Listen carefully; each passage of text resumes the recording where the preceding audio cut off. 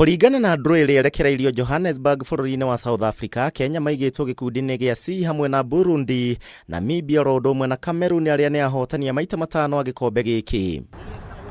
Timu cia mbere igĩrĩ gĩkundi-inĩ gĩkĩ nĩcio cikagata tigiti wa mbĩtĩka cia AFCON na iria cigathakĩrwo bũrũri-inĩ wa Ivory Coast gatagatĩ ga tarĩki 23 mweri wa gatandatũ na tarĩki 23 mweri wa mũgwanja mwaka ũkĩte.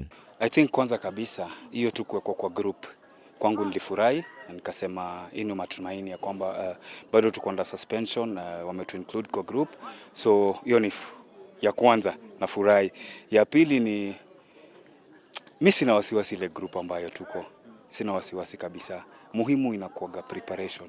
No na kuhana oro uguo angikorwo Kenya ni kuhituka thiini wa mbĩtĩka cia grupu na ndigakorwo ihingĩtie mabataro ma FIFA, ciumia nini mbere wa mbĩtĩka ici Stars matigakorwo na mweke wa kunyita itemi thiini wa mbĩtĩka cia AFCON. Tunaweza kuwa tumerudishwa katika michezo ya Afrika, na kama tumejumuishwa huko, sioni ugumu ambapo tunaweza kujipanga na tuende tucheze vile tunataka kucheza. Situation ambayo tuko sio nzuri kabisa, especially kwa wale ambao wanahusika directly, wachezaji, makocha, official wa game. I think ni situation ambayo hatungefaa kuwa.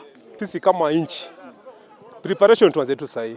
Haijalishi tumefungiwa ama tujafungiwa, mimi ningeomba tu kwa saizi tungetengeneza nyumba yetu ili preparation ianze sahi. Tiaz wa mathako Ambassador Amina Mohamed ni afujira kiama kia mubira guku bũrũri-inĩ FKF na ithenya-inĩ rĩu agĩthondeka kamĩtĩ ya mwanya ũndũ ũrĩa FIFA ĩtaiguithanĩirie naguo na gũcũngĩrĩria Kenya kũheo ihera rĩa kwaga gũthaka mbĩtĩka-inĩ o ciothe cia kĩmabũrũri.